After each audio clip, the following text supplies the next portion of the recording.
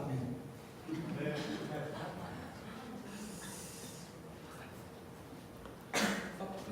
불좀 켜시죠. 뒤에 누가 가면 돼요. 그렇지.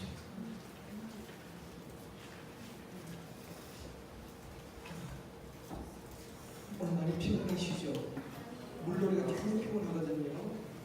이게 그냥 그 땅을 딛고 운동하는 것도 물 속에서 굉장히 체력이 없어서 뭐 큽니다. 오늘 저녁 식사 괜찮았어요? 네. 저도 오늘 엄청 많이 먹었어요. 나올 정도로 많이 먹었는데 어떤 테이블에서는 그게 한 접시가 한 마리가 더 추가로 하고 시킨 테이블이 있는 것 같아요. 끝까지 남았어. 그렇죠? 오해 장에 그 테이블 같은 거. 네. 또 그 옆에는 이제 우리 스크린 분들이 그 팀들이 여기 다 있네. 소연자매하고. 오늘 그 한 접시 더 시켰던 분들은 다 드시고 오셨어요? 아까 스크린 남아도 다 드셨어요? 거의 다 드셨어요. 그 많은 것을. 그러면 그 오늘 또 배에다 배에 힘을 주고 그만큼 또 열심히 하셔야 됩니다. 큰 사활입니다. 오늘 오전 특강 괜찮았습니까? 네. 참 여러분들 이제 이남수 안수사님은 선교위원장님으로 이제 쓰고 계십니다. 또 다음 주에 우리가 해외 선교도 나가시고 이제 국내 선교 초전남 광양 신앙종합교회에서 원래 우리 청년들도 광고를 하는데 우리 청년들이 가서 이제 백수전도라든지 또 이제 주민 초청할 때 무엇이도 하고 이렇게 해야 되는데 청년들이 또 이제 오늘 여기 오신 분들이 또 다음 주 시간에 좀 어려웠던 것 같아요. 그래서 원래 거기서 그런 요청을 주셨습니다. 그 주일학교 아이들도 여러 성경학교 해주고 그렇게 했으면 참 좋겠다. 그런데 우리 청년들이 지원해야 돼서 그래서 그것은 우리가 할 수 없다. 그래서 우리가 이제 그 봉사, 벤대시하고 또 이제 미용하고 그리고 그 마을에 이제 전도하고 수요일에 이제 전도 집회를 그렇게 하기로 요즘에 세웠습니다. 그 이남수 사장은 이제 어떤 특강을 이렇게 해주셨는데 저도 참 은혜를 받았습니다. 그분은 정말 아주 견실한 중소기업을 운영하는 사업가로서 오너로서 참 성공한 분입니다. 그래서 저는 아까 뒤에 들으면서 그런 생각했어요. 우리 청년 가운데도 다는 아니지만 도전을 받고 정말 청년 기업가들이 어떤 기업을 운영할 수 있는 오너들이 우리 청년 가운데 참 많이 나왔으면 좋겠다 하는 그런 바람을 갖게 되었습니다. 그런 꿈과 비전을 갖고 여러분 기도하면서 그런 청년 기업가들이 많이 나왔으면 좋겠다는 생각이 듭니다. 그럼 오늘 여러분 수영 다 하셨죠, 그죠? 네. 수영 바다에서 못했지만 여기서 이제 수영을 하셨는데 아까 4시 오시면 수영 이제 5시까지 이제 하게 되죠. 4시 오시면 그때 여러분 싱크로나이저 쇼를 보셨나요? 싱크로나이저 공연 미리 오시면 못 보셨어요. 우리 소연자매하고 다솜자매는 봤죠? 여러분들은 그 한 몰랐죠? 무슨 말이야 동물인데 싱크로나이저 그 공연을 못 보셨죠? 그 공연을 못 보셔가지고 어떡하나? 우리 성훈이 형제가 그 했는데 성훈이 형제가 또 그 뒤를 이어서 제가 공연을 했잖아요. 네, 그 공연을 못 보셔요. 자, 여러분 아름다운 사람들이 함께하는 아시아나 항공을 타고 이번 수련에 왔는데 아름다운 사람이라는 것은 말이 아름답습니다. 얼굴이 예뻐서 아름다운 것이 아니라 그 사람의 말이 참 아름다워요. 저는 이제 어제 여러분들 이제 집회 마치고 또 때까지 11시 반까지 기도를 열정적으로 기도를 하시고 야식을 이제 11시 반에 야식을 드셨는데 제가 테이블에 앉아서 저는 이제 야식을 먹을 건데 한 남자 청년이 제게 등 뒤에 와서 저를 딱 감싸 안아요. 저는 우리 청년들하고 한 번도 그런 적이 없었거든요. 제가 이렇게 남자친구를 안아주고 그랬지만 저를 뒤에 와서 보듬어준 청년 처음이었습니다. 수련회 와서. 제가 수련회 이제 해마다 왔거든요. 해마다 그러니까 2015년, 2016년, 2017년, 2018년 네 번 수련회 갈 때마다 같이 갔었는데 한 번도 저를 이렇게 보듬어준 친구는 없었어요. 근데 어제 이제 야식 먹으러 있는데 너무 가서 저를 뒤에서 안아주면서 제 귀에 대고 이런 말을 하는 겁니다. 제 귀에다 대고 목사님이 저희 교회의 담임 목사님이어서 너무 좋아요. 목사님이 저희 교회 담임 목사님이어서 저는 너무 행복해요. 여기 앉아 계신 분 가운데 한 분이에요. 참 그 말 처음 들었습니다. 저를 뒤에서 꼭 안아주면서 확실한 선 박미수는 아니에요. 그래서 제가 참 감동했어요. 감격했습니다. 그래서 제가 속으로 그랬어요. 나도 정말 우리 청년들 이 순수하고 아름다운 청년들과 함께 제일 선교를 섬길 수 있는 것 나도 참 행복하다. 우리 아름다운 청년 여러분, 정말 우리 교회에 좋은 교회 저와 여러분이 함께 만들어갈 수 있기를 원합니다. 좋은 교회는 건물이 좋아서 좋은 교회가 아닙니다. 그 공동체 구성원들이 장로님, 집사님, 권사님, 또 우리 청년, 다음 세대까지 모든 사람이 함께 좋은 교회를 만들어가는 것이다. 여러분, 좋은 가정은 처음부터 좋은 가정이 있는 것 아닙니다. 가족 구성원들이 서로 배려하고 사랑하고 이해하고 용서하며 살아갈 때 그 가정이 행복하고 좋은 가정이 되어지는 겁니다. 여러분, 결혼한다고 해서 좋은 가정은 아닙니다. 서로 정말 세워주면서 돕는 배필이 되어질 때에 좋은 가정이 되어지는 것입니다. 여러분, 우리 청년들에게 참 마음이 든든해요. 여러분과 함께라면 우리 제일선교회에 지금보다 앞으로 5년, 10년, 20년 대가 더 좋은 교회 만들어갈 수 있다는 확신을 갖게 됩니다. 여러분이 아름답고 좋은 분이기 때문에 정말입니다. 여러분, 이번 수련을 통해서 받은 은혜, 여러분도 같이 교제하면서 함께했던 그 열정을 수련으로 끝나는 것이 아니라 교회 가서 청년부에부터 불이 붙기를 원합니다.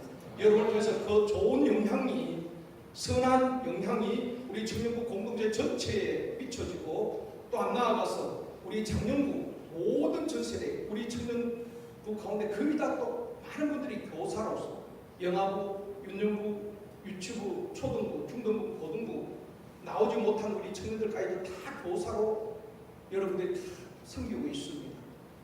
우리 청년들이 곳곳에서 그렇게 많은 섬김을 또 하고 있다는 것입니다.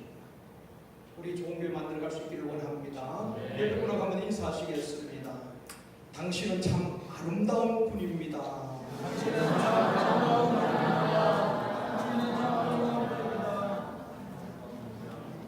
다시 한번 정말 마음을 담아서 그렇게 합니다. 다시 얘기합시다. 당신과 함께라서 행복합니다.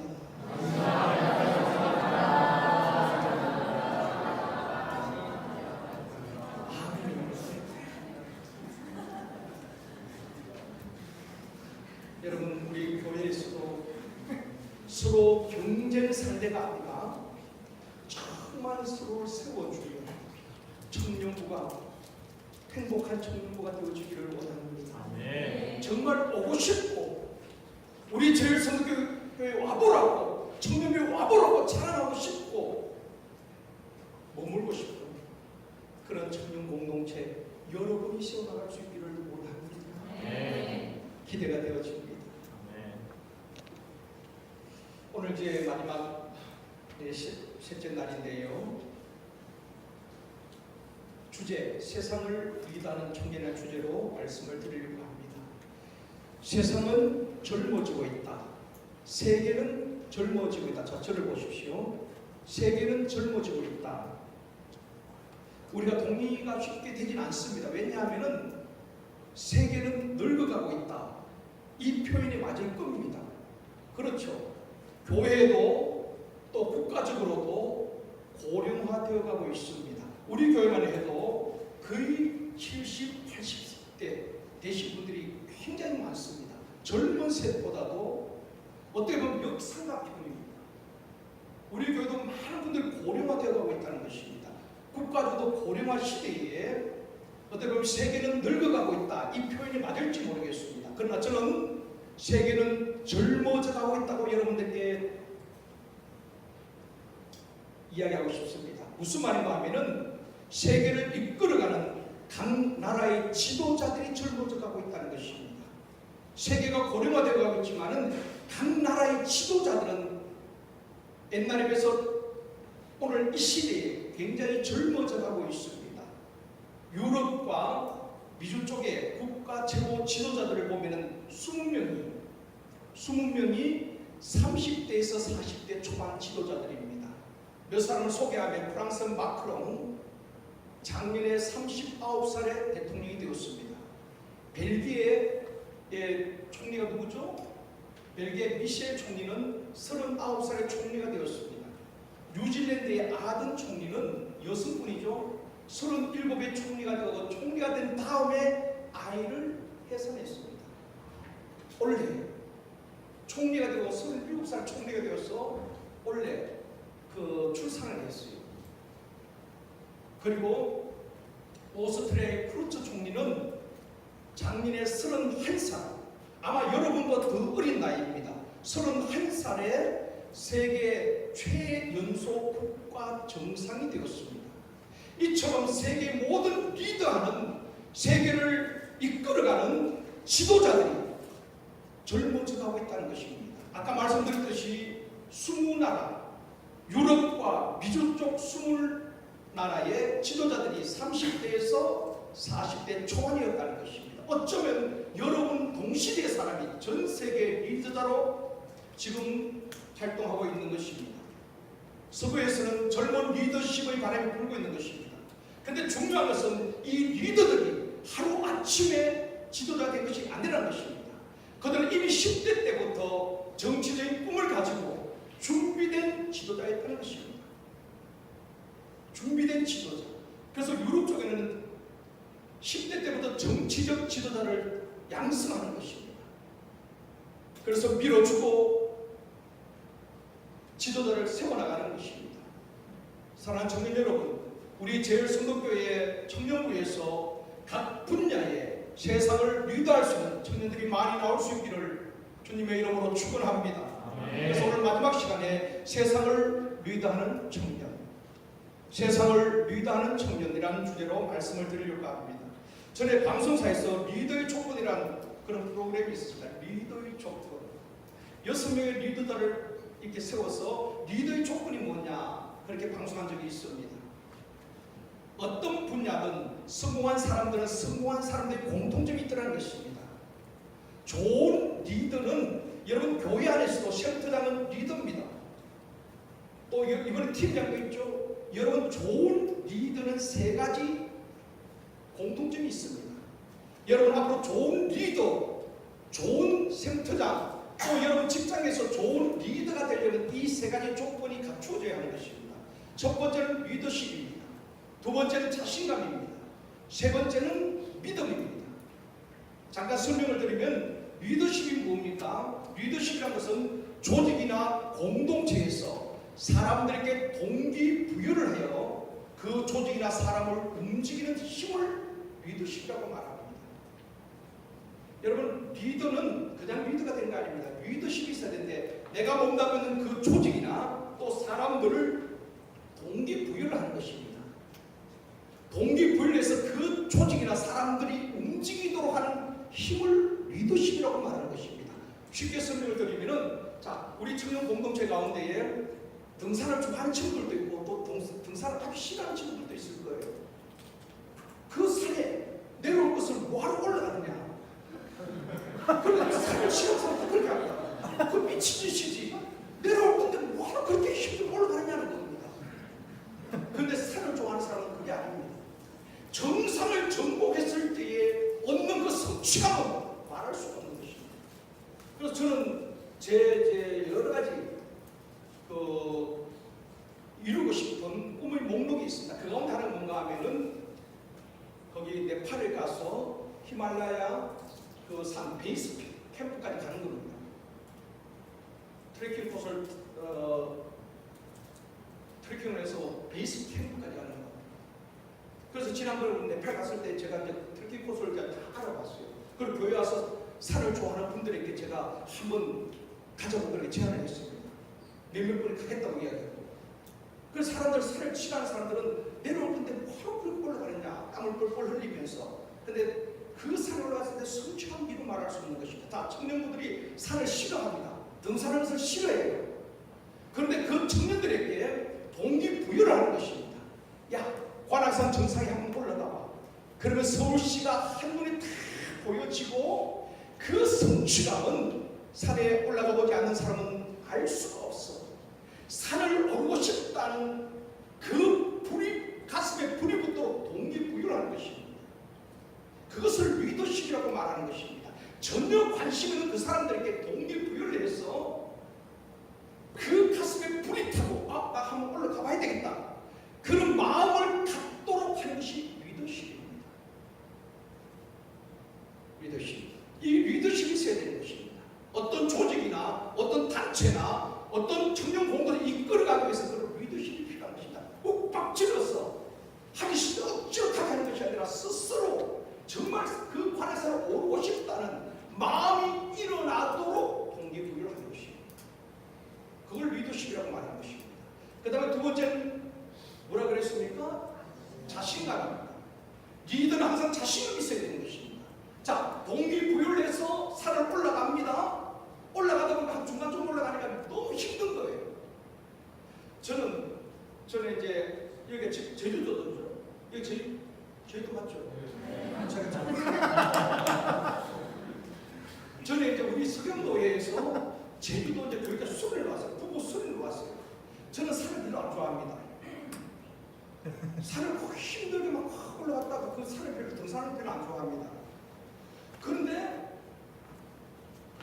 이제 그때 이제 목사님들이 이제 세 코스를 정해줬어요. 이제 하루를 이제 자율직으로 했습니다. 하나는 이제 그 숙소에서 쉬는 거, 모든 귀찮을 때 숙소에서 쉬겠다는, 그분들 숙소 쉬고, 또 한 팀은 시내 투어 하는 팀이고, 또 한 팀은 한라산 1950m가 되는 그 한라산까지 등반하는 것입니다. 저는 한라산도 안 올라가 봤는데 그 한라산 여기까지 와가지고 뭐하고 한라산까지 올라가요? 전혀 올라가고 싶지 않았습니다. 그런데 목사님 한 분이 저를 꼬신 겁니다. 목사님, 한라산 한번 올라가면 기가 막혀. 한라산이 뭐죠? 백록담인가? 백록담 맞아요? 좀 정신 차려봐요. 백록담이에요. 그 백두산은 뭐예요? 백두산은 천지고 여기가 한라산 백록담이죠. 오늘같이 좋은 날에 올라가면 그 백록담 물까지 볼 수 있다는 것입니다. 얼마나 그 목사님 희망을 이야기하는지 그 제 마음이 움직였어요. 산을 싫어하는데 그럼 한번 올라가 보지.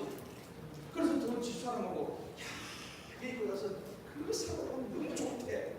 우리 집사람도 산을 별로 안 좋아하거든요. 그때만 당신 가면 저 가지요. 그래서 다른 친구들은 아예 산에 올라갈 요랑으로 스틱과 아주 등산을 싣고 왔어요. 저하고 집사람은 그냥 구두신고. 그래서 저는 한라산이 그냥 야산 정도 되지 않았어요. 그래서 그 앞에 이제 갔어요. 이제 한라산까지 차를 타다 뒀어요. 입구까지. 그래서 이제 올라가려고 그때만은 앞에 있는 분이 어디 가나요? 한라산 올라간다고. 근데 아침에 9시에 이제 같이 출발하는 것입니다. 그런데 막 이 복잡한 갈 건데 그렇게 올라가면 되지요. 그렇기 때문에 이렇게 도저히 못 간다는 것입니다. 어떻게 구두를 씻고 그까지 올라갔냐는 것입니다. 그래서 그 앞에 있는 상점에서 신발을 샀습니다. 아내하고 안에 신발을 사고, 그리고 또 이 스틱을 하나 사고, 거기서 준비를 해가지고 꼭 같이 다른 목사들과 함께 한 그때 한 20몇 명이 올라간 것 같아요. 같이 출발. 처음에는 그냥 이렇게 평지 갈만해요. 별것 아니구나. 그런데 9시에 올라갔는데 중간쯤 올라가서 너무 힘들어요. 포기할까 싶은데 중간 올라갔다 내려갈 생각 좀 억울한 면이 있어요. 그래 끝까지 올라가자. 한라산 끝까지 올라가 보셨어요? 와, 끝까지 올라가지고 그렇게 백록도 한번 보고 거기서 이제 전심을 먹고 한 번도 안 쉬고 다시 내려왔어요. 그럼 몇 시에 내려왔는가 하면은 올라갈 때 제일 성급으로 올라갔는데 내려올 때 제일 뽀바리로 거의 한 5시, 보통 한 7시간, 8시간 금방 해야 된대요. 빠른 분들은 한 6시간에 딱 올라갔다 내려올 수 있는데, 그래도 보통 사람은 한 7시간, 8시간. 우리는 9시부터 시작해가지고 10시, 1시, 12시, 1시, 2시, 3시, 4시, 5시. 그 6시 와서 9시간 정도 내려오고 갔다가 그분이 동기부여를 해가지고 그렇게 올라가가지고 이틀 동안 꾹 앉았잖아요. 꼼짝 못하고 알았어. 수련회 마치고 집에 가서 알통이 빼가지고 정말 꼭 알았어. 그런데 여러분 사는 시간도 그렇게 동기부여를 해가지고 오르도 그런 것이에요. 그런데 두 번째 자신감도 좀 중간에 오르다 보면 너무 힘든 거예요. 포기하고 싶을 때 리더들은 자신감이 있어야 되는 것입니다. 격려를 하고 그 끝까지 올라갈 수 있도록 자신감을 넣어줘야 되는 것입니다. 리더의 눈빛만 봐도 그 자신감이 있어야 되는 것입니다. 센터장들, 리더들은 자신감이 있어야 됩니다. 자신감. 우리 센터가 부흥될 수 있는 그 자신감. 리더의 눈빛만 봐도 흔들리던 청년들이 힘을 얻을 수 있도록 그 자신감이 있어야 되고, 자신감을 불어넣어줄 수 있는 리더가 되어줘야 되는 것입니다. 세 번째는 믿음입니다. 믿음은 인간의 한계를 뛰어넘는 신앙의 힘이라고 말할 수 있습니다. 리더십이나 자신감은 자신의 노력으로 되지만은 믿음은 하나님 주셔야 되는 것입니다. 그래서 믿음은 하나님 주시는 선물이라고 말하고 있는 것입니다. 요한일서 5장 4절에 보면 같이 한번 읽겠습니다. 무릇 하나님께로부터 난 자마다 세상을 이기느니라. 세상을 이기는 승리는 이것이니 우리의 믿음이니라. 세상을 이기고 세상을 리드하기 위해서는 믿음이 있어야 되는 것입니다. 여러분, 리더십과 자신감도 있어야 되지만 하나님 주시는 믿음이 있는 청년들이 되어지기를 원합니다. 한계를 뛰어넘을 수 있는 것이 신앙의 힘이란 말입니다. 사랑하는 청년 여러분 리더십을 개발하고 항상 하나님에 대한 절대 믿음에서 절대 자신감을 가지시고 하나님 주시는 믿음으로 세상을 이기고 승리할 뿐 아니라 또 다른 그 공동체를 성립케 하는 믿음의 사람들, 믿음의 청년들, 세상을 리드하는 청년들이 되어지기를 주님의 이름으로 축원합니다. 여러분, 자신에게 물어봐야 하는 겁니다. 나는 리더십이 있는 청년인가? 나는 자신감이 있는가? 오늘 많은 청년들이 자신감을 잃어버린 채 살아가고 있다는 것입니다. 하나님에 대한 절대 믿음이 절대 긍정의 사람으로 만들고 자신감 있는 청년으로 세워가는 것입니다. 그리고 세 번째 여러분이 물어야 될 것은 나는 믿음 있는 사람인가? 우리 자신들에게 리더의 조건 이 세 가지를 질문해야 하는 것입니다. 리더와 보스는 다릅니다. 리더와 보스는 달라요. 한번 보여 보여주시죠. 리더와 보스의 차이가 뭐냐? 리더는 사람을 이끌어갑니다. 그리고 맵을 앞장서는 것입니다. 리더는 뒤에서 이렇게 하라 저렇게 하라가 아니라 앞장서서 본을 보이는 것입니다. 우리 주님이 그래 하셨죠. 기도하고 전도하고 늘 주님은 앞에서 본을 보여주신 리더였습니다. 여러분 생트장들은 기도하라가 아니라 내가 기도하고, 전도하라가 아니라 내가 전도하고, 내가 먼저 본을 보이는 것이 리더인 것입니다. 앞장서서 하는 것입니다. 그리고 리더는 사람을 이끌어가는 것입니다. 앞장서서 나를 따라오도록 하는 것입니다. 그러나 보스는 다릅니다. 보스는 사람을 몰고 다닙니다. 그리고 항상 보스는 뒤에서 명령만 하는 것입니다. 여러분 드라마에 보면 그랬죠. 그분 옷을 입은 보스들을 보면은 항상 사람을 몰고 다닙니다. 보스가 뜨면은 주변에 많은 사람들이 그냥 따라다니죠. 몰고 다니는 것입니다. 리더가 보스가 두 번째는 뭐가 다른가? 리더는 희망을 줍니다. 그리고 리더는 늘 긍정적입니다. 우리 생트당들은 생트 가족들에게 늘 희망을 줘야 되는 것입니다. 믿음을 심어줘야 하는 것입니다. 긍정적이어야 하는 것입니다. 그런가 하면은 보스는 희망을 심어주는 것이 아니라 보스는 겁을 줍니다. 부정적입니다. 전에 제가 조치원에 있는 어느 교회 집회를 갔습니다. 부흥회를 갔는데 이제 낮 집회를 마치고 전심 식사를 하고 목사님과 함께 이제 사우나를 갔어요. 목욕탕 갔는데 낮이 한데 그 사우나에 아무도 없는 겁니다. 목사님하고 저 둘이서 그 탕소에 들어가서 그렇게 이야기를 주고 받고 있었습니다. 잠시 뒤에 굉장한 청년이 세상을 딱 두고 와요.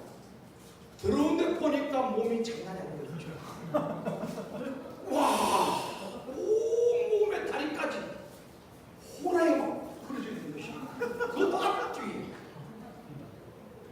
호랑이 무시고 이렇게 그려져 있고 뭐 소리까지도 막 세워가 있고.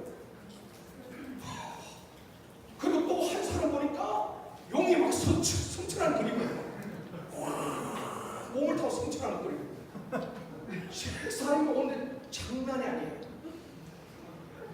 덩치 땀 많은 사람이 저기 딱 들어오는데 탕으로 세상 도는 것입니다. 목사님과 저는 아무 말하지 않고 멈춰서 얼른 비켜주었습니다.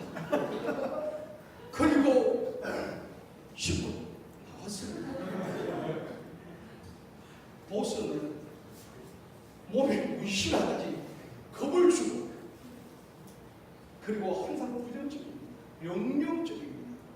그리고 또 보스와 리더가 다른 점이 뭔가 하면은 리더는 남의 잘못을 대신 책임을 지고 떠맡습니다. 그러나 보스는 항상 잘못을 충하고 남의 공도 가로채는 것이 보스입니다.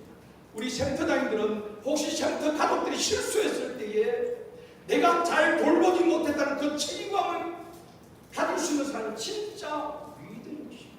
샘터장인 것입니다.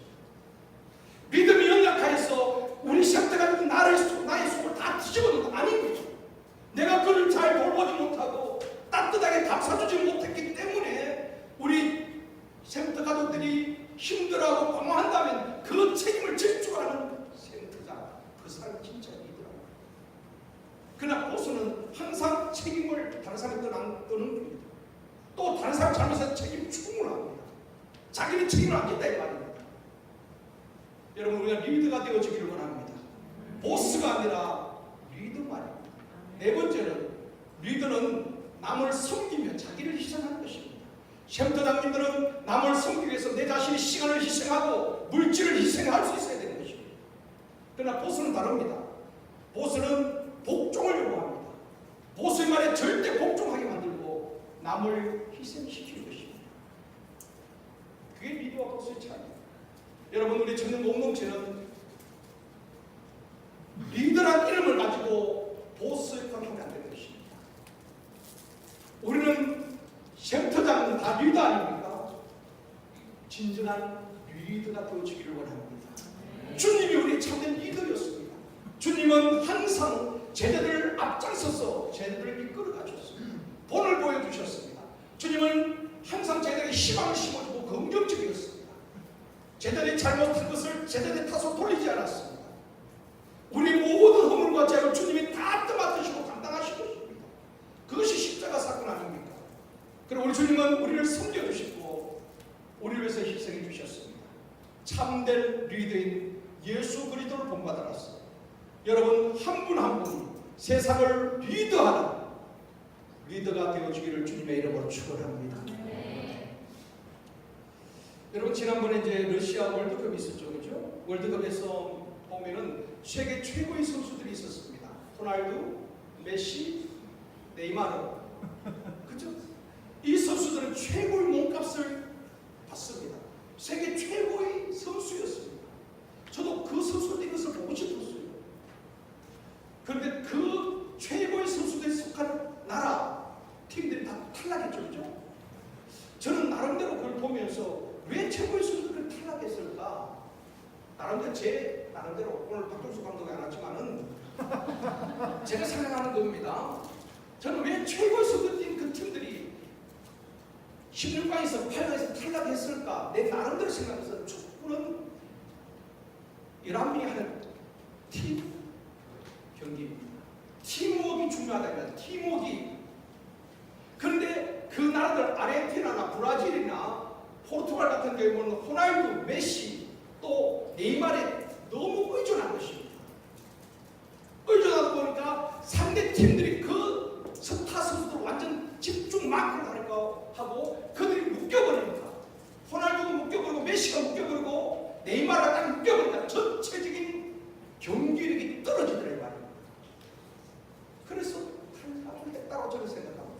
그런가 하면 인구 460만의 크로아티아가 준우승했지요.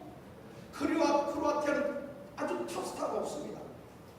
네이마르 같은 그런 선수도 호날두 같은 선수도 없었어요. 여러분 크로아티아 최고 선수 누굽니까?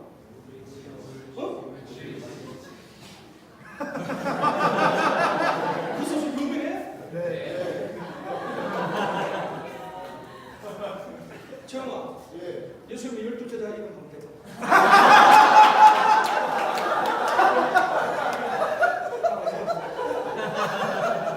자, 그 선수 잘해요? 그렇구나. 제가 아는 선수 별로 없어요. 그렇다는데 저는 아무도 몰라. 근데 호날두나 메시 다 알거든요. 그런데 크로아티아는 인구 460만에 아주 소극감입니다. 근데 그 11명의 선수가 특별한 스타 플레이는 없어요.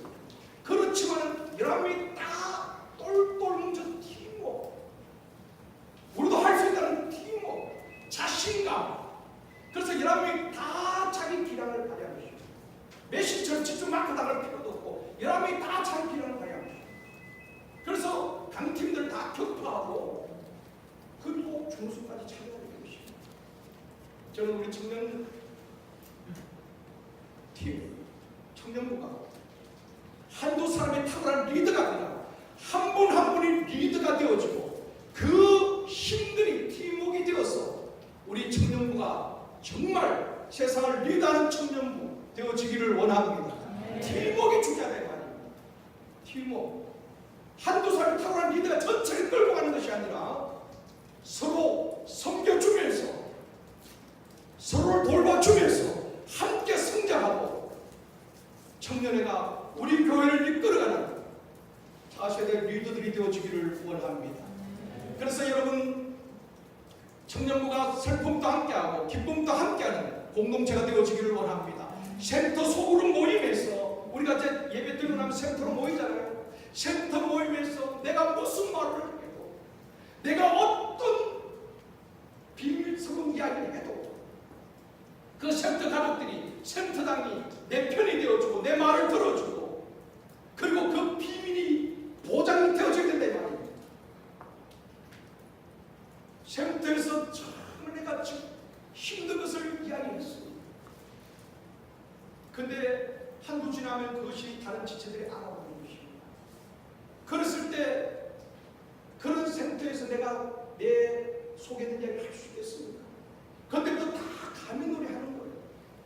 형식적인 모임을 갖는다 이 말입니다. 그러니까 내 속은 썩고 있지만 어디에서 침략된 것입니다. 우리 센터에서 여러분 철저하게 그런 비밀을 유지해주고 정말 한 지체가 아파할 때 같이 울어주고 기뻐할 때 정말 나의 기쁨이 되어지고 영적 가족이 되어지게 되는 것입니다. 그런 건강한 소그룹이 되어지기를 원합니다. 앞에서는 내 편인 척, 앞에서 나를 위하는 척 들어주는데 뒤에 가서 딴 말하고 수군수군하는 것, 저는 그것은 가장 비겁한 것이라고 생각합니다. 우리 청년들 그런 비겁한 청년이 되지 않기를 원합니다. 교회뿐 아니라 직장에서도 마찬가지입니다. 뒤에서 편을 만들고 내 편을 만들고 다른 사람 왕따시키고 그것은 기독교의 정신이 아닙니다. 주님은 그렇게 말씀하지 않았습니다. 다 수용하고 포용하고 세워주라고 말씀하고 있는 것입니다. 여러분, 우리 청년들이 교회에서나 교회 밖에서나 비겁한 청년들 되지 않기를 원합니다. 저는 우리 교직원들 금절 토요일마다 이렇게 모여서 교직원 회의를 할 때 저는 그렇게 말합니다. 우리는 한 팀이다. 혹시 담임 목사도 잘못할 수가 있잖아요. 담임 목사가 잘못했을 때에 뒤에서 수근수근하고 뒤에서 편을 가르고 뒤에서 말하고 그런 말을 빗닦한다 그러죠. 그런 것은 제가 용납하지 않는다. 담임 목사 잘못했을 때 내 앞에 와서 이것 때문에 섭섭했습니다. 목사님 그럴 수 있습니까? 그렇게 했을 때 오해가 있다면 제가 이해를 시키고 저도 잘못할 수 있잖아요. 주님의 누가 완전한 자 있겠습니까? 제가 잘못했을 때는 무릎을 꿇고라도 내가 용서를 구하겠다. 그게 제 마음입니다. 그래서 풀어야 되는 거예요. 근데 가장 안 좋은 것은 뒤에서 자기하고 말이 통하는 사람들 수근수근하면서 당을 만들고 다른 사람을 배신시키는 것 아주 나쁜 겁니다. 그것은 공동체에서 저는 우리 교직원들 그렇게 하면 그것은 아웃입니다. 정말 그렇게 해요. 그러나 서로가 연약한 사람들이지만은 서로 세워주고 불편한 데 서로 가서 화해하고 잘못했을 때는 담임 목사도 잘못한 용서를 구해야죠. 무릎 꿇고 내가 잘못할 수 있잖아요. 여러분, 우리 청년 공동체가 뒤에서 수근수근하고 나하고 맞지 않는 그 사람을 왕따시키고 그것은 주님이 원하시는 공동체가 아닙니다. 한 팀이라는 것을 기억하십시오. 한 영적 가족이라는 것을 기억하십시오. 나보다 못난 지체가 있다면 그분들에게 여러분의 위로가 필요한 것 아니겠습니까? 여러분의 따뜻한 손길이 필요한 것 아니겠습니까? 이번도 여러분 친한 사람 분명히 있어요. 나하고 말이 통하고 같이 밥을 먹고 싶고 같이 차를 마시고 싶고 어딜 여행 가도 같이 가고 싶은 친구가 있어요. 동건이 승리는 그렇지. 이러고 승원이하고 그렇잖아.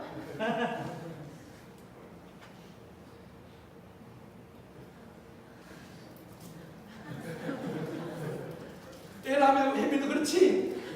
그렇게 좀 떨어졌어. 다른 친구 밥도 좀 먹고 꼭 같이 지금도 같이 앉아가지고 볼펜 꼭 같이 원더를 켜고. 물론 친한 사람들이 있죠. 밥을 먹어도 친한 사람하고 밥을 먹어요. 참 편하네요. 좀 불편한 사람 밥 먹으면 치해요. 그렇지만 여러분, 청년 공동체가 나하고 친한 사람도 같이 어울려야 돼요.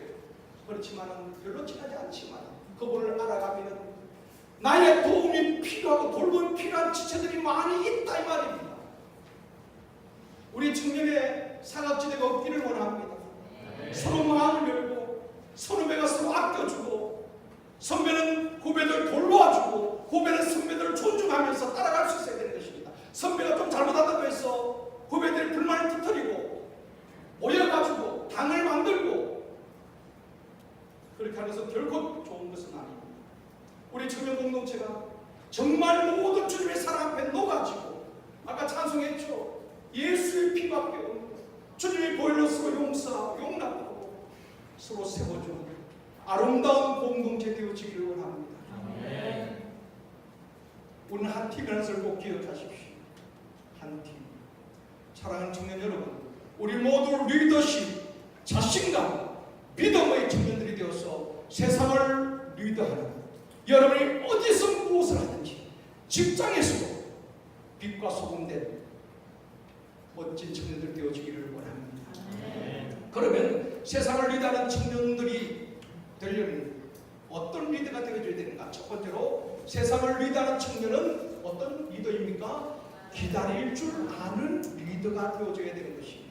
현대인들이 얼마나 조급한지 모릅니다. 누가 얼마나 빨리 하느냐에 따라서 성패가 갈려지는 시대입니다. 디모데후서 3장에 보면은 디모데후서 3장에 보면 말세에 나타날 징조 19가지를 열거하고 있는데 몇 가지 소개하면은 말세는 이런 증상들이 나타납니다. 사람들에게 첫째는 자기를 사랑하며, 두 번째는 돈을 사랑하며, 디모데후서 3장에 나오는 이야기입니다. 세 번째는 감사하지 아니하며. 여러분, 우리 청년들이 교회에서나 어디서나 누구에게 감사할 수 있기를 원합니다.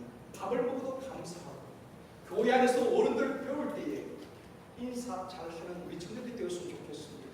나 잘 모르지만 우리 교회 연세대신 그분이 장모님인지 집사님인지 모르지만 예의 있게 인사하고 감사하고. 아까 오늘 오전 특강했던 이남수 안수다님, 그분은 항상 저는 이제 계속 성기도 같이 하고 이렇게 하다 보면은 그분은 항상 하는 말이 있어요. 하나님의 은혜에 감사할 뿐입니다. 하나님의 은혜에 감사할 뿐입니다. 본인이 한 것은, 아까도 그래요, 내가 한 것은 하나님의 은혜에 감사할 밖에 없는데 하나님께서 부흥에 넘치는 복을 주셨다는 것입니다. 감사하니까 사업도 크게 하나님께서 복을 주신 것입니다. 그런데 말세에 되면 감사하지 않는다는 것입니다. 그리고 모함한다. 네 번째는 모함하고, 다섯 번째는 절제하지 못하고, 여섯 번째는 쾌락을 사랑하기를 하나님 사랑하는 것보다 더하며, 일곱 번째는 조급하다고 해서 조급하다. 현대인들이 얼마나 조급한지 모릅니다. 기다리지 못한다는 말입니다. 성질 급한 한국인 베스트 10이라는 흥미로운 조사 결과를 발표했는데 한국인들 조급증을 나타낸 10가지를 쭉 이야기했는데 제가 4위부터 알려드릴게요. 4위가 뭔가 하면은 커피 자판기에 동작 완료 불이 끄지기도 전에 그걸 꺼내는 사람. 아마 여러분 한국은 다 경험했을걸요. 커피 자판기에 눌러가지고 그 하면 동작 완료라고 불이 켜집니다. 그걸 못 견뎌 그 사이 손을 집어내가 꺼내는 겁니다. 그럼 물이 또 꺼내고 나면 막 흘러내리고. 3위는 컵 라면에 물을 붓고 3분을 못 참아서 계속 젓가락으로 뒤적이는 사람. 3분 오케이 라면 3분을 기다렸는데 그 3분을 못 기다려가지고 뚜껑 열어가지고 계속 젓가락으로 뒤적이고 있는 사람. 2위는 백화점이나 마트 계산대에서 줄을 설 때, 또 공항에서 줄을 설 때에 짧은 줄을 찾아서 왔다 갔다 하는 사람. 그런 경험이 없나요? 1위는 상대방이 통화 중인데 전화 안 받는다고 계속 전화하고 통화되면은 빨리 안 받았다고 화내는 사람. 여러분, 상대방 통화 중인데 어떤 데 보면 멘트 나오잖아요. 통화 중입니다. 그럼 좀 기다렸다 하다 5분 중이다 다시 하면 또 누르는 것입니다. 또 통화 중이고 또 누르면 또 통화 중이고 혼자 열받는 것입니다. 그러고 난 다음에 5번에 딱 눌렀는데 통화돼서 왜 안 받느냐고. 그 사람 통화 중이잖아. 한국의 조급증을 나타내는 겁니다. 여러분도 이런 경험이 있을 것입니다. 빨리 정신이 다 나쁜 것은 아닙니다. 빨리 정신이 있었기 때문에 한강의 기적을 이룰 수 있었고 짧은 시간에 경제적인 급성장을 할 수 있었습니다. 빨리 정신이 다 나쁜 것은 아니지만은 우리는 기다릴 줄 알아야 되는 것입니다. 현대는 속도전입니다. 그래서 인터넷도 빨라야 하고 모든 것이 빨라야 하는 것입니다. 느린 것은 못 참는 것입니다. 특히 젊은이들은 이 스피드 시대인 것입니다. 속도전인 것입니다. 그런데 세상을 리드하는 사람은 하나님의 때를 기다릴 줄 알아야 합니다. 하나님의 때는 다윗은 기다릴 줄 아는 리더였습니다. 다윗이 10대 후반에 왕으로 기름을 부음받습니다. 구약에서는 왕을 세울 때는 기름을 부었습니다. 그런데 10대 후반에 기름을 부음받았습니다. 그런데 바로 왕이 되지 못했어요. 복잡한 정치 상황 때문에 다윗이 왕이 되지 못하고 기다립니다. 그리고 10대 후반에 기름 부음을 받고 거의 한 13년을 기다린 다음에 30세에 유다 왕이 됩니다. 이스라엘 전체의 한 부분이 그 지역 왕이 된다 이 말입니다. 그리고 다윗이 또 얼마나 기다립니까? 7년 6개월을 기다린 다음에 이스라엘 전체의 왕이 되는 것입니다. 그러니까 다윗이 10대 후반에 기름 부음을 받고 20년 기다린 끝에 37살에 이스라엘 전체의 왕이 된 것입니다. 다윗은 20년을 기다렸습니다. 다윗은 기다릴 줄 아는 리더였습니다. 요셉도 17세에 애굽으로 팔려갔지요. 17세에 팔려가 13년 동안 계속해서 내리막길 인생을 걷습니다. 스캔들에 휘말리기도 하고 그렇게 계속 인생이 꼬이는 그런 13년 세월을 보내고 30세에 총리가 됩니다. 모세도 마찬가지지요.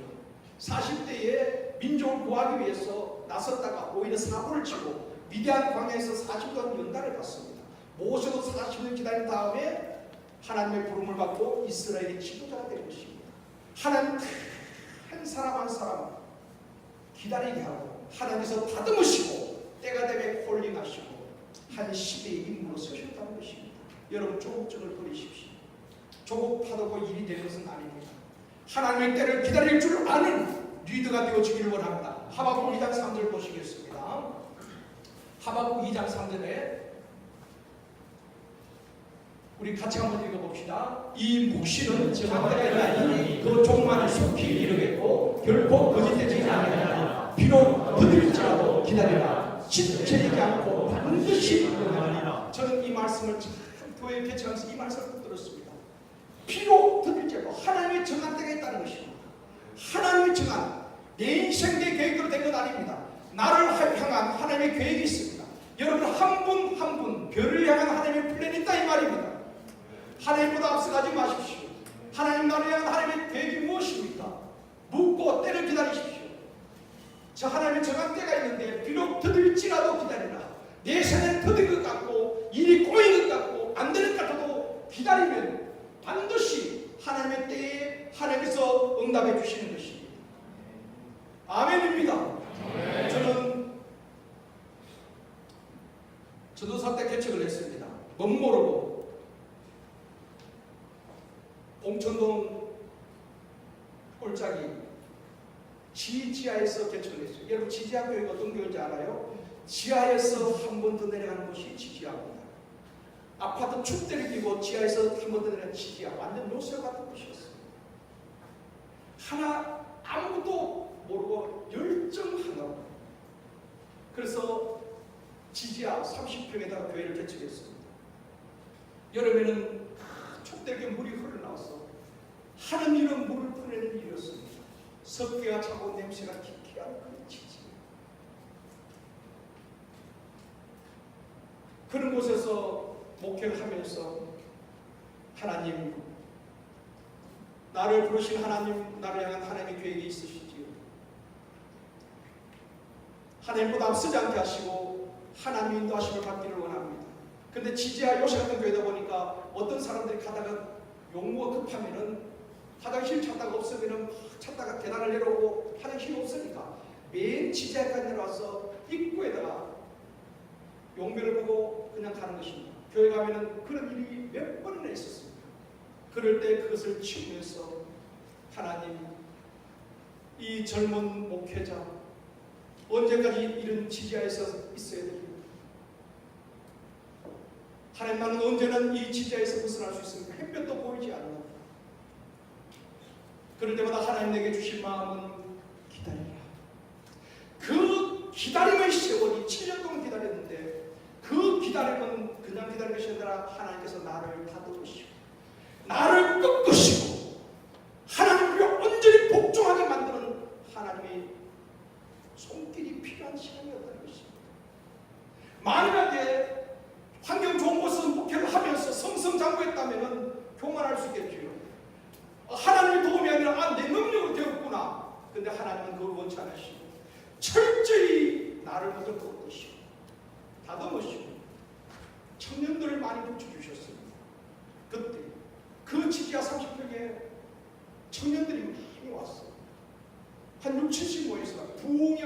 목사님들이 이런 곳에서 이 지지야에서 이렇게 모인 것은 하나님의 기적이라고 할 정도로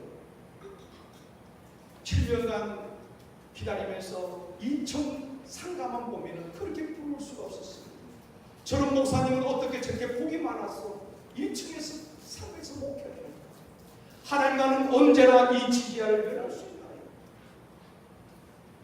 그럴 때마다 하나님은 그럴 때 하나님 앞에 계속 감사하면서 기다리고 그 시간이 7년이 내가 성경을 읽고 준비할 수 있는 시간으로 하나님께서 나를 가둬주셨습니다. 7년이 지난 다음에 하나님께서 꿈에 그리던 상가에 2080평을 주셨습니다. 그것을 최선을 다해서 목회했습니다. 7년 지나고 나니까 저는 7년마다 하나님께서 역사하셨습니다. 7년 지나고 나니까 꿈에도 그리던 크지는 않았지만 지하에 전지상 3층의 건물을 주셨습니다. 거기서도 최선을 다하고 언제 어디서나 지지하든 상가든 내 건물이든 그것을 최선을 다하고 하나님께서 사인을 주실 때까지 기다렸습니다. 그럴 때마다 하나님께서 때가 될 때 옮기게 하시고 이끌어 가시고 또 제일 순교교까지 하나님께서 오게 하셨습니다. 사랑하는 여러분, 하나님의 때를 기다릴 줄 아는 리더가 되어지기를 원합니다. 네. 반드시 하나님의 때에 하나님께서 인도하여 주실 줄 믿습니다. 네. 1849년도에는 미국 캘리포니아에서 금이 쏟아져 나왔습니다. 그래서 그 해를 황금의 해라고 말합니다. 그때에 많은 사람들이 그 금맥을 찾아서 일확천금을 꿈꾸면서 캘리포니아 지역에 모였습니다. 그때 답이란 청년이 있었어요. 답이란 청년이 있었는데 이 친구도 직장에 다니다가 야, 큰 돈을 벌 수 있겠다.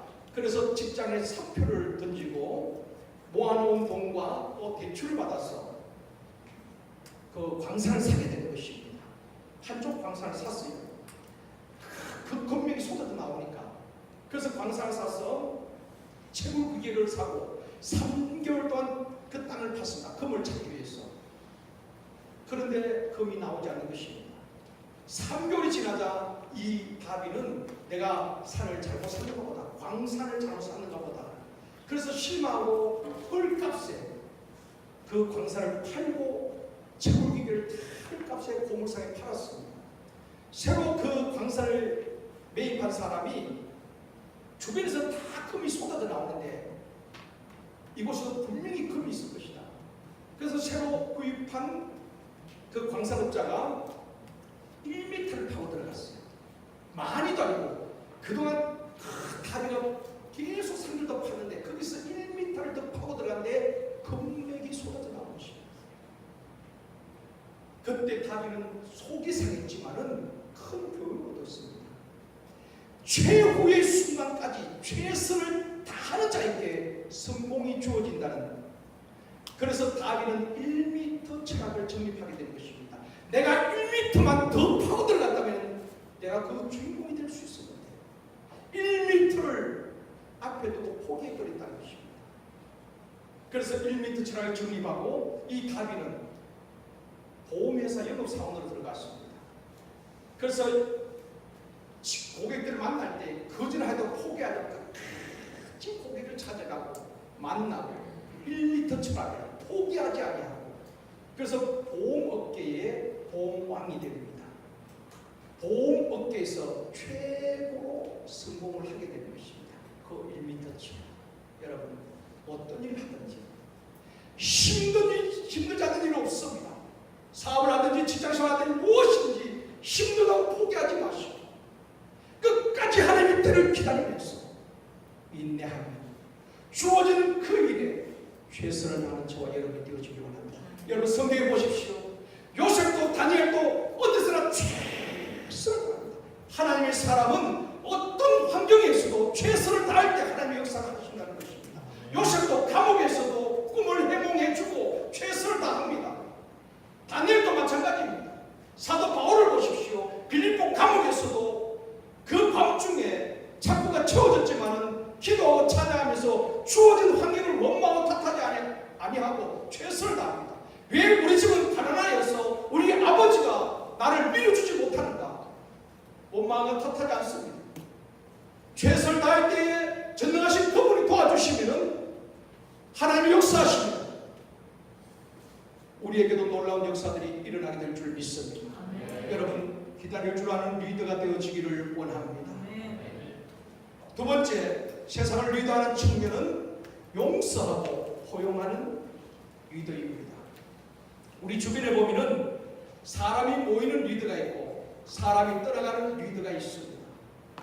사람들이 원하는 리더는 용서할 줄 알고 따뜻하고 포용력 있는 리더를 원하는 것입니다.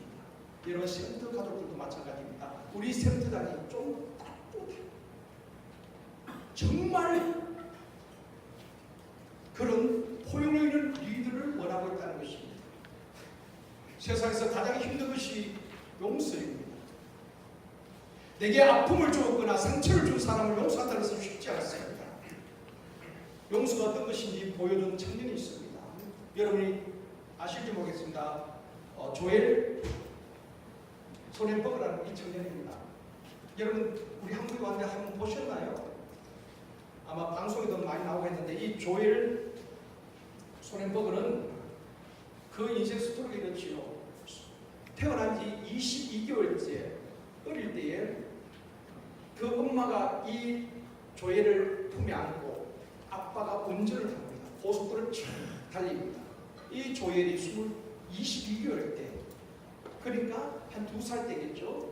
그 고속도로 달리는데 40톤 트럭과 추돌을 합니다.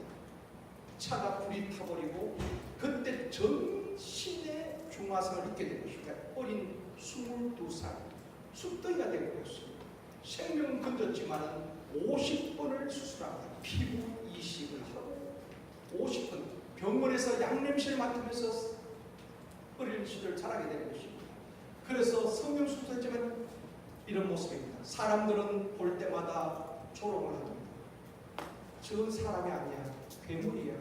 그런 소리를 들으면서 이 조엘은 죽고 싶을 때 한둘이 아니었다는 것입니다. 내가 이렇게 세상을 어떻게 살아갈 수 있나.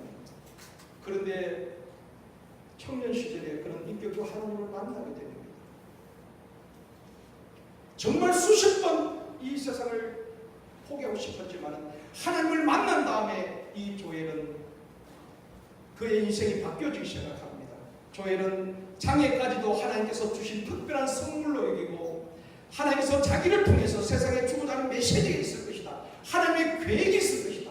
불행한 이 사건까지도 하나님의 계획이 있을 것이라고 믿고 그는 그때부터 날마다 기도하며 감사하는 삶을 살게 되어집니다. 그런데 18년 만에 그 사고를 내고 도망갔던 가해자, 그 40톤 트럭 운전사가 잡혔습니다. 법정에 있어서 신문을 받을 때 이 조엘이 정인으로 가서 이렇게 말합니다. 도트씨, 당신은 저와 우리 아버지, 어머니, 우리 가정의 모든 것을 행복을 송두리째 빼앗아갔습니다. 그러나 우리 가족을 위한 수많은 사람들의 기도는 빼앗지 못했습니다. 나는 당신에 대한 정오심과 분노로 내 인생을 허비하지 않기 위해서 진심으로 당신을 용서합니다. 그리고 용서를 해요. 이미 이 조엘이 그 하나님의 손길로 그 마음이 치와닿기 때문에 모든 원망을 내려놓고 도토록 가해자를 용서합니다. 자기 인생을 송두리째 빼앗아가고 불행하게 만든 그 사람을 어떻게 용서할 수 있겠습니까? 그러나 이 조엘은 용서를 하고 이 조엘에 대한 선책이 있지요. 세상에서 가장 아름다운 사람 조엘, 이 책입니다. 근데 이 책에 보면 그렇습니다. 용서는 상대방을 위해서 하는 것이 아니라 나를 위해서 하는 겁니다. 용서는 내게 아픔을 주고 상처를 준 그 사람을 생각하면서 밤에 잠을 이루지 못하고 정화하고 분노한다면 결국 그 사람에 대한 내게 유익이 없다는 것입니다. 사랑하는 청년 여러분, 우리 자신을 위해서 용서할 수 있는 사람이 되어지기를 원합니다. 이 시대의 리더는 용서하고 포용력을 리드인 것입니다. 다윗을 다시 살펴보겠습니다. 다윗은 용서와 포용력 있는 리더였습니다. 자, 이스라엘과 블레셋이 전쟁할 때 블레셋은 골리앗이라는 장수가 있었죠. 골리앗이 그의 3m 가까운 큰 장수였습니다. 그때 이스라엘 군사들이 벌벌 떨고 있습니다. 골리앗, 그 위풍당당 골리앗을 보고 나중에 사울이 군인들에게 그렇게 이야기합니다. 누구든지 골리앗을 이기는 사람에게는 많은 재물을 주고 자기 딸을 주어서 왕의 상으로 삼겠다고 말합니다. 그런데 청년들 아무도 나서는 청년이 없었습니다. 그 골리앗을 이길 자가 없었던 것입니다. 그런데 소년 다윗이 아버지 심부름으로 그 전쟁터에 나갔다가 하나님을 모욕하는 골리앗을 보고 의분이 일어나는 것입니다. 그래서 내가 나가서 싸우겠습니다. 골리앗을 향해서 이 다윗이 나가서 싸우겠다고 말합니다. 이스라엘 군인들은 골리앗을 보고 기가 죽었고 벌벌 떨고 있지만 다윗은 보는 시각이 달랐습니다. 아마 이렇게 생각했을지도 모르겠습니다. 골리앗이 워낙 크니까 저것은 내가 눈을 감고 돌을 들어도 저 맞출 수 있다. 리더는 긍정적이어야 되는 것입니다. 그리고 다윗은 골리앗을 향해서 이렇게 외칩니다. 오늘 보면 45절입니다. 우리 다 같이 한번 읽겠습니다. 시작.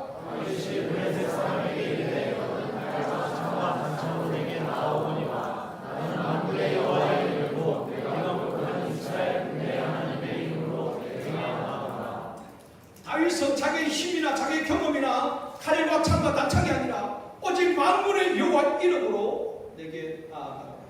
그리고 골리앗을 향해서 물맷돌을 던지고 그 이마에 박히고 골리앗이 서리자 달려가서 칼을 뽑아서 골리앗의 목을 잘라내는 것입니다.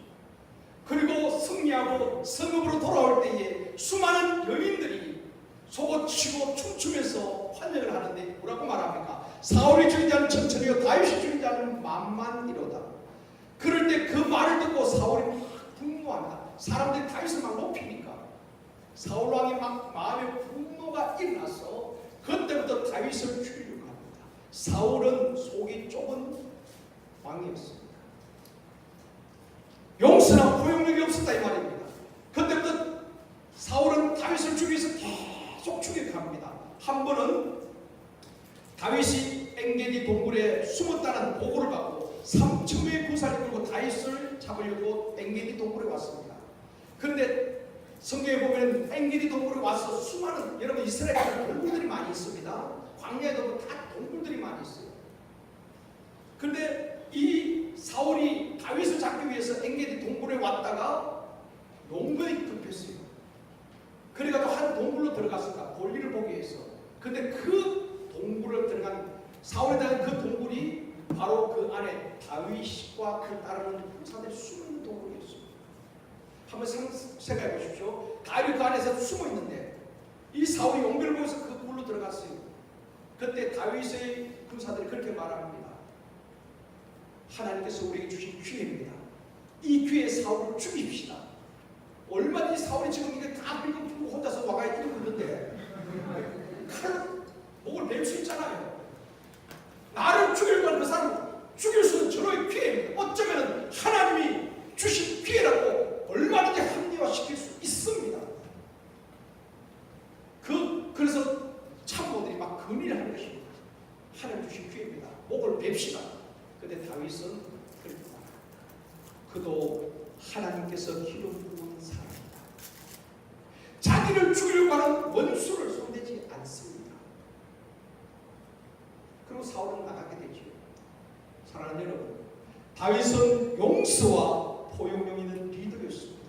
결국 하나님은 사울을 패하시고 용서하고 포용력 있는 다윗을 이스라엘 왕으로 세우는 것입니다. 사랑하는 청년 여러분, 우리 모두가 가정이나 교회, 직장에서 다른 사람의 잘못을 용서하고 포용력 있는 세상을 리드하는 청년들이 되어지기를 주님의 이름으로 축원합니다. 마지막 세 번째, 세상을 리드하는 청년은 목표 의식이 분명한 청년입니다. 여러분 이런 책 보셨나요? 20대를 변화시키는 30일 플랜. 그 책에 보면은 이런 내용입니다. 한번 여러분 꼭 읽어볼 것을 권합니다. 20대를 변화시키는 30일 30일 플랜인데 30일 동안 내 자신을 변화시키는 것입니다. 그러면서 그 책에서 화두를 서론에서 뭐라고 말하냐면은 20대의 정신을 바짝 차리고 살아라. 그렇게 화두를 던지고 있습니다.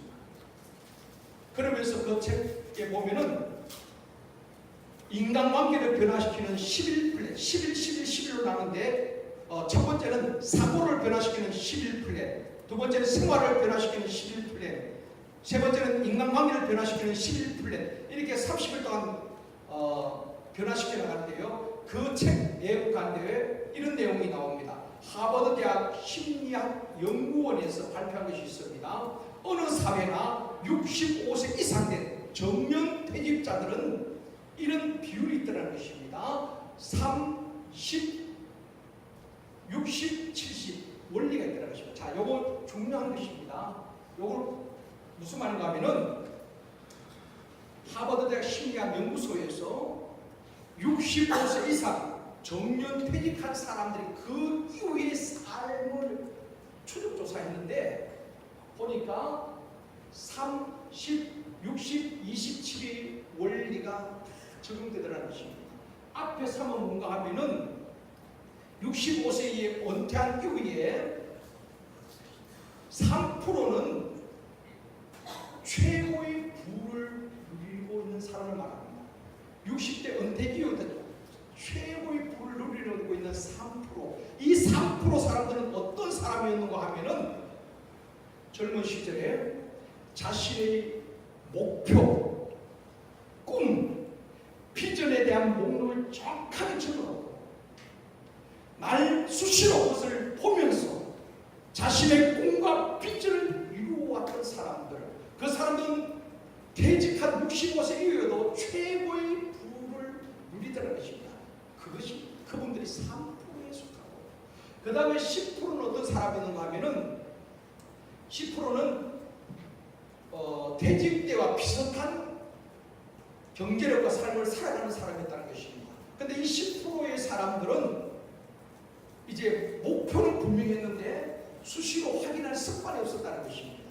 목표의식은 있었지만은 자주자주 체크하고 확인하지 않고 그렇게 그냥 목표의식에 해서 그렇게 살아왔던 사람들, 그 사람들은 퇴직할 중 그 수준과 그 이후에 경제력이나 모든 삶이 비슷했다는 그런 사람들이 10%였다는 것입니다. 그럼 60%, 이 60%는 어떤 사람이었는가 하면은 간신히 생활을 유지하는 사람들이었습니다. 이 60%에 속하는 사람들은 목표가 수시로 바뀌었던 사람이라는 것입니다. 수시로 목표가 바뀐 사람들. 그 다음에 27%는 65세 이후에 은퇴한 이후에 정부기관이나 아니면 자선단체의 도움을 받아 살아가는 사람들이 있다는 것입니다. 남의 도움을 받는 사람들. 이 사람들은 젊은 날에도 목표 그 자체 없이 있어 살아온 사람이었다는 것입니다. 이것은 하버드 심리학 연구소에서 추적 조사한 그런 결과를 발표한 것입니다. 그래서 3%에 속하는 그 65세 은퇴도 최고의 부를 누렸던 사람들은 목표의식이 분명히 했던 사람이라는 것입니다. 그 다음에 10%는 목표의식은 있었지만은 계속 확인하면서 그 목표를 해서 달려오지 못했지만은 그런 사람들은 그 퇴직한 이후에도 비슷한 경제력을 누리며 살아가는 사람들, 60%는 수시로 목표가 바뀌었던 사람들, 아예 목표가 없었던 사람들, 그런 발표를 했습니다. 사랑하는 여러분, 여러분의 목표가 있습니다. 젊은 날에 내 모든 것을 불태울 만한, 모든 것을 쏟아부을 만한, 내 열정을 온전히 쏟아부을 만한, 집중할 만한 여러분의 목표가 있는 것입니다. 20대를 변화시키는 30일 플랜을 보면은 20대의 삶이 평생을 결정한다고 말했습니다. 20대의 목표의식이 분명한 사람은 30대부터 세상을 리드하는 리더자로 세워져 가고 있다는 것입니다. 리더는 어느 아침에 세워진 것이 아닙니다. 여러분 20대부터 철저하게 준비하고 목표의식을 가지고 비전을 꿈꾸며 누리며 그 비전을 위해서 기도하며 나아갈 때에 여러분 세상을 리드하는 리더로서 30대, 40대, 50대 여러분의 세상을 리드하는 리더가 되어줄 줄 믿습니다. 혹시 여러분 모던 타임이라는 영화 보셨나요? 찰리 채플린 나온 거. 모던 타임. 재미난 영화죠, 그죠? 키가 조그마한 그게 찰리 채플린 나온 거. 저는 그 영상 설교도 한번 하고 그랬게 했는데요. 그 영화에 보면 이런 내용이 나옵니다. 찰리 채플린 나온. 자, 요새 여러분 영화 보시나요? 여러분 영화도 이제 좋은 영화를 많이 보십시오. 저는 한 300명, 관객이 300명 이상 되는 영화를 일단 다 봅니다. 왜냐하면 현대 흐름을 알아야 되니까. 그래서 영화를 이제 보면서 그 대신 영화를 잘 여러분 모든 사람도 미디어를 통해서 영화 속에서 메시지를 담고 전달하는 것입니다. 잘 음악도 마찬가지로 좋은 음악을 듣고 좋은 영화를 많이 볼 수 있어야 됩니다. 또 영화에 대해서 여러분 정확하게 잘 기독교적인 관점에서 잘 평가할 수 있어야 되는 것입니다. 그 찰리 채플린이 나오는 그 모던 타임이라는 거기에 보면은 찰리 채플린이 한 번은 이제 길을 갑니다. 이렇게 길을 가는데 전철이 지나가죠. 전철이 지나가다가 깃발 하나 떨어지는 거예요. 철로 위에. 그래서 찰리 채플린이 그 깃발을 이렇게 줬었어요. 깃발 줬으면서 이렇게 갑니다. 찰리 채플린이 가는데 사람들이 한두 사람 막 따라오기 시작하는 것입니다. 깃발을 든 찰리 채플린이 한두 사람이 막 따라와요. 그 찰리 채플린이 막 사람 따라오기 이상한 데서 막 뛰어갑니다.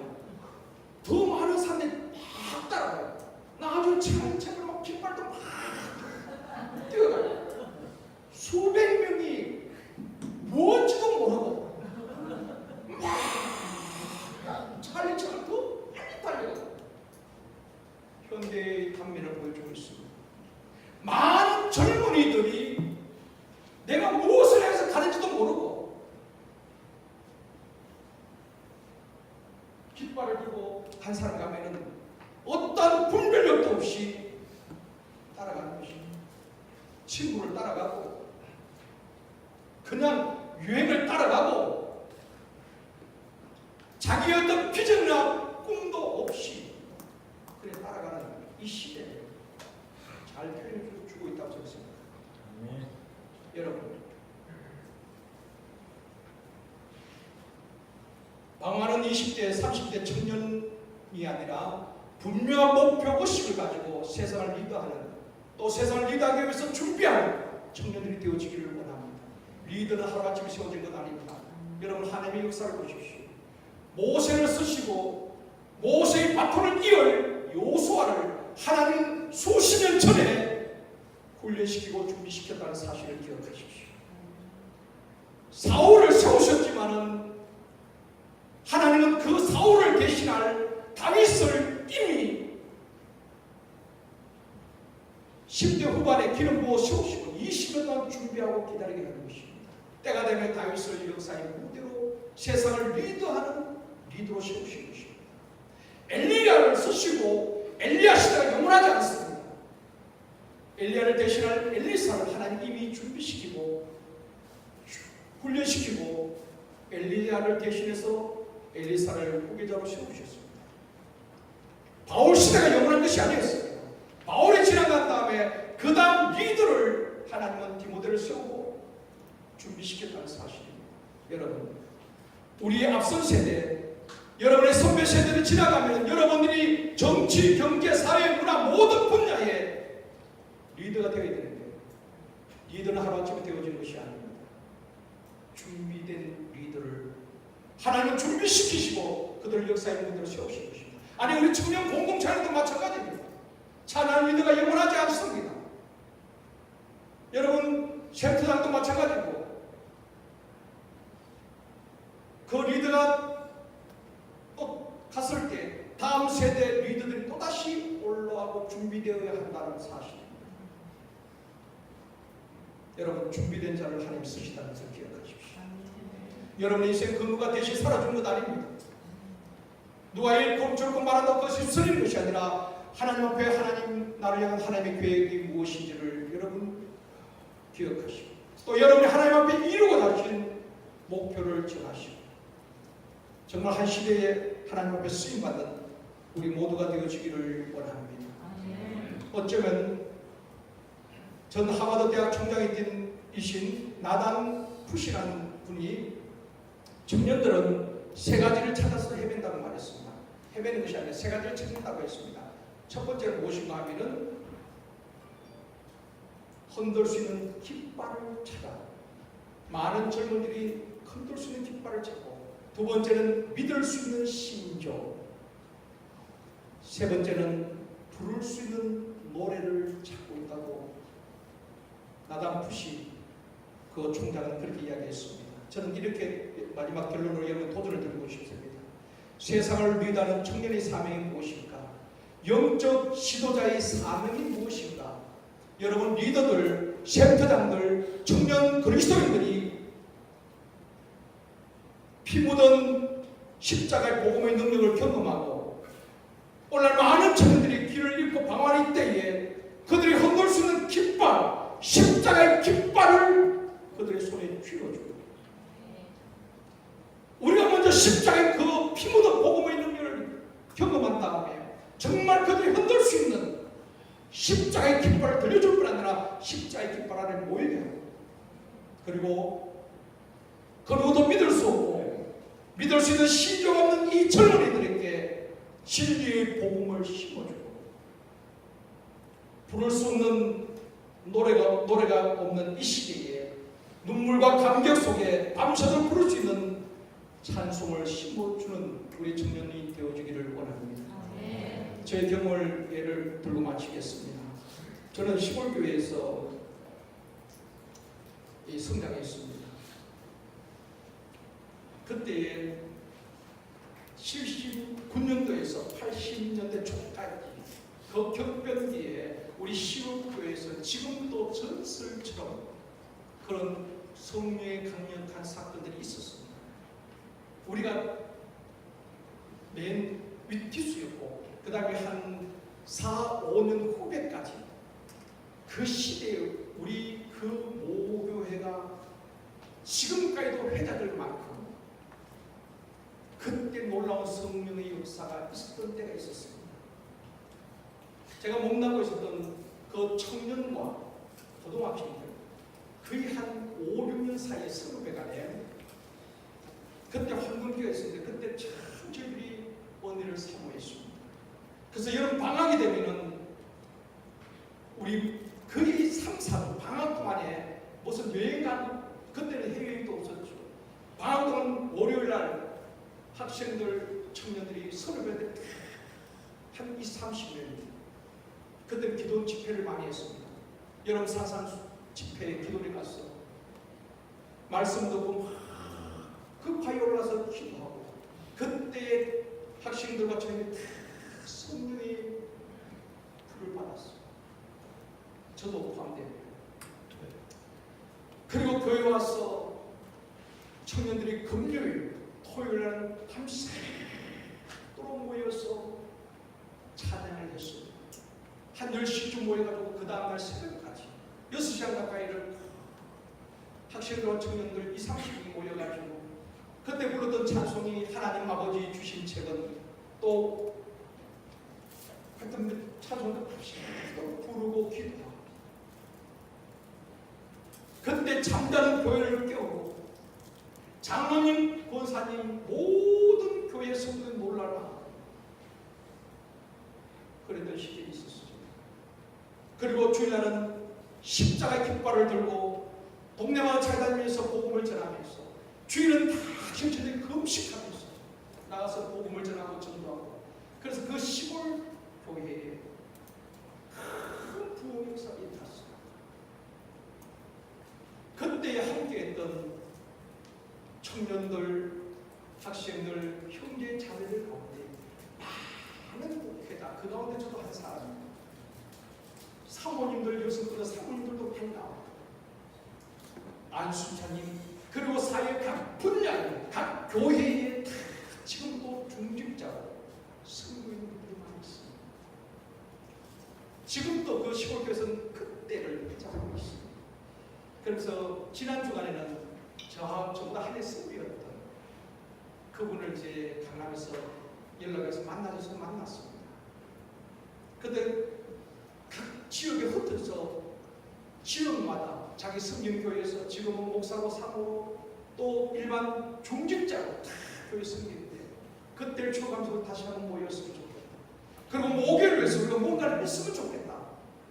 그래서 강남에 모여서 그 친구와 같이 한번 우리 다시 한번 모여서 이제는 우리가 다 리더로서 살아가고 있는데 다시 목요를 도울 뭔가 한번 찾아보자. 그런 계획을 하고 있습니다.